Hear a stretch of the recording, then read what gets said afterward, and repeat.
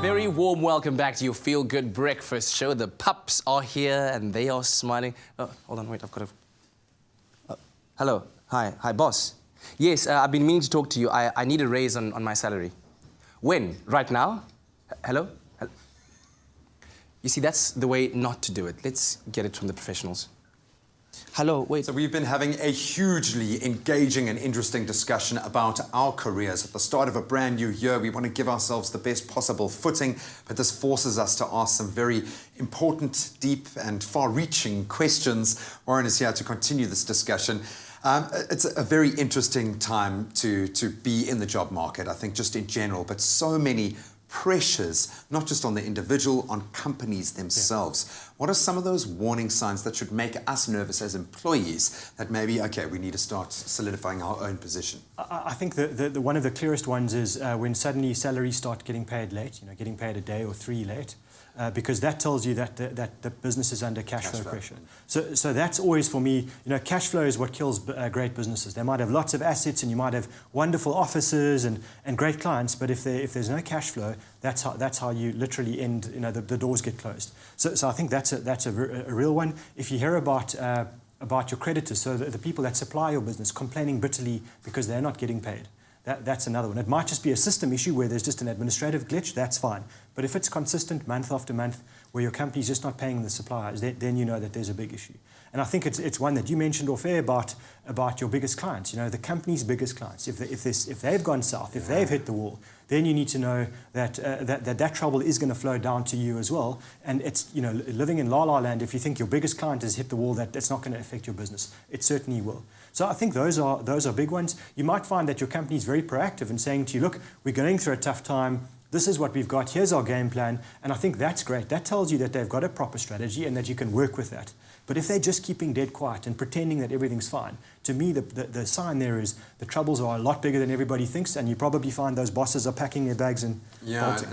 And the sad reality is often those at the high end, they are insulated. They can protect themselves. They've got the cash flow from other sources, but you sitting in middle management, you kind of left, literally in the dark.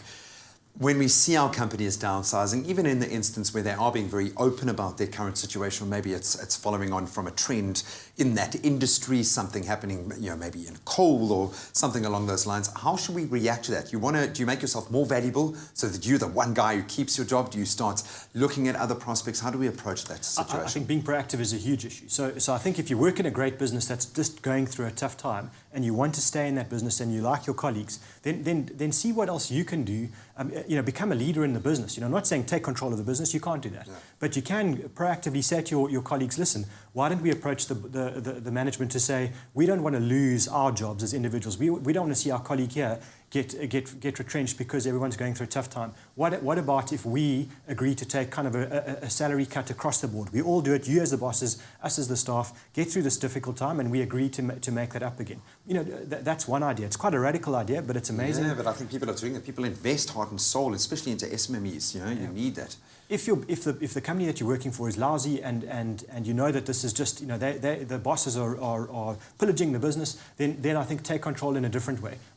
Find a way to get yourself out of that deal, make yourself more valuable to other employers.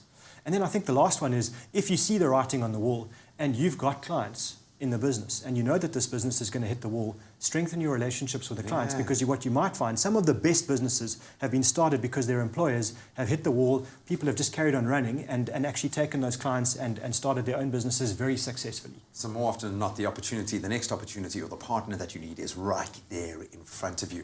Any last tips to leave us with as we approach our careers for 2017? I think it's a case of make sure that you have a lot more skills than you had at the start of the year. By the end of this year, make sure that you are just more valuable. Number two, I think that proactivity is a big issue. Have a game plan. And then I think look around, understand the environment that you're in, your business is in, and see what you can do to make yourself more money and potentially make the business more money. And I think keep brushing up your CV. Just because your company is growing and getting better, you must now follow that. You must grow and get better as well. You just don't know what is going to be around the corner. And then, once again, I'm going to shake your hand. Why? Because another child has been schooled because of your efforts and your foundation. How to Make Your First Million was a brilliant book that we discussed here on the show. Some really relevant advice for not just those that are rolling in the dough, but for those of us who are wanting to approach our financial life a bit more stably. And of course, all of the proceeds from the book very generously going towards putting individuals through school. So thank you so much for that. I appreciate it. I hope the sales are skyrocketing and that you've hit bestseller. But of course, you can pick up the book at any good bookstore. Go and support it. Go and order more copies if you want. It's going to give you some great career advice in there as well, which you can apply as we approach a brand new, hopefully very positive year in your life.